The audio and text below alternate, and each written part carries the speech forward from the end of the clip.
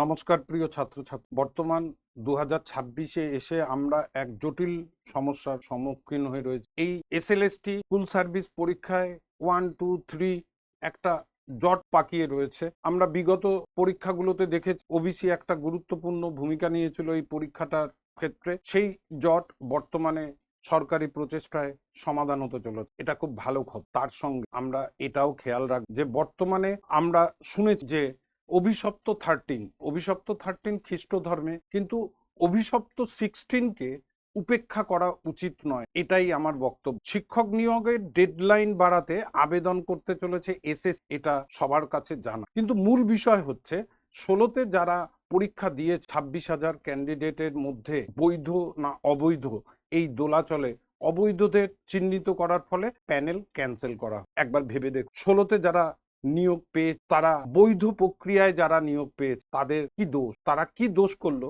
যে তারা তাদের যোগ্যতার মানদণ্ডে নির্বাচিত একটা কমিশন ভিত্তিক পরীক্ষায় তারা বঞ্চিত হবে? এই বঞ্চিত প্রার্থীদের দিকে তাকিয়ে সরকার পক্ষ, রাজ্য সরকার, কেন্দ্র সরকার, বিচার বিভাগ, হাইকোর্ট, সুপ্রিম কোর্ট এবং বিরোধী পক্ষ, কেস করা পক্ষ, সবাইকে সমবেতভাবে একটা সিদ্ধান্তে আসতে হবে।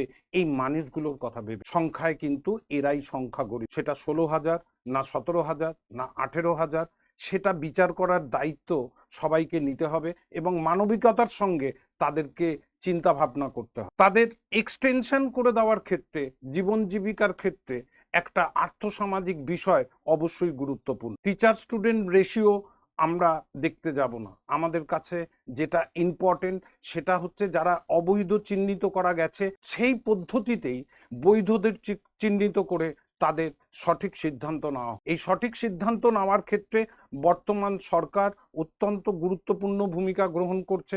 এসএসসিতে উপযুক্ত নিয়োগ তারা করছে। এসএসসি চেয়ারম্যান হিসেবে যিনি নিযুক্ত হতে চলেছেন, ওয়েলকাম তাকে। এই প্রথম একজন দক্ষ প্রশাসক এই দায়িত্ব নিচ্ছে। এই দায়িত্ব নেওয়ার পাশাপাশি রাজনৈতিক ঘোরাটোপে যেন এই বঞ্চিতরা বিভাজিত হয়ে তারা কর্মক্ষম না হয়। এক্ষেত্রে আমাদের যেটা দেখতে হবে, এসএলএসটি 1 16 যারা রয়েছে, এসএলএসটি 2 10 নম্বর থাকবে কি থাকবে না এটা বিচার বিভাগের দায়িত্ব, তারা বিচার করবে এটা থাকা উচিত কি উচিত। কিন্তু যারা যোগ্য ক্যান্ডিডেট তাদের দেখার জন্য যেটা রয়েছে সেটা হচ্ছে ওএমআর সিট।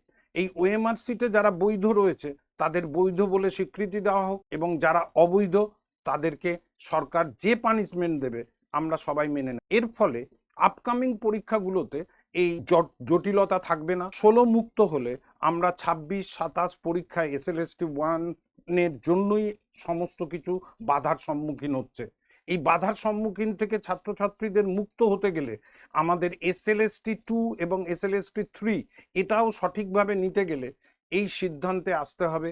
এবং ভগবানের যদি থেকে থাকে তাহলে নিশ্চয়ই অন্যায় কাজকে কখনো কেউ প্রশ্রয় দেয় না এবং সেই প্রশ্রয় না পেলে যারা বৈধ তারা বঞ্চিত হবে না। তাই সরকার, কেন্দ্র সরকার, রাজ্য সরকার, বিচার বিভাগ, হাইকোর্ট, সুপ্রিম কোর্ট এবং সর্বোপরি বাংলার জনগণ তারা একটা সিদ্ধান্তে আসুক। এই সিদ্ধান্তে এলে পরে আমরা দেখতে পাবো যে আমাদের এই পরীক্ষাকে কেন্দ্র করে যে আর্থসামাজিক বিশৃঙ্খলা যাতে তৈরি না হয় সেই জিনিসটাও তারা চিন্তা ভাবনা করবে।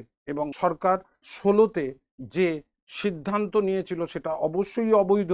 আর 26-এ এসে নতুন সূর্যে, নতুন আলোয় উদ্ভাসিত হয়ে সবাই স্বচ্ছতার মাধ্যমে নিয়োগকে বৈধতা দান করুক এবং দৃষ্টান্তমূলক হয়ে থাকুক এই সিদ্ধান্ত যে এখানে অবৈধ কোনো কাজ করলে সেটা কখনোই কোনো যুগে সমর্থনযোগ্য হবে না। Thank you very much. প্রত্যেকে ভালো থেকো, সুস্থ থেকো, নিজেদের প্রিপারেশন নিতে থাকো।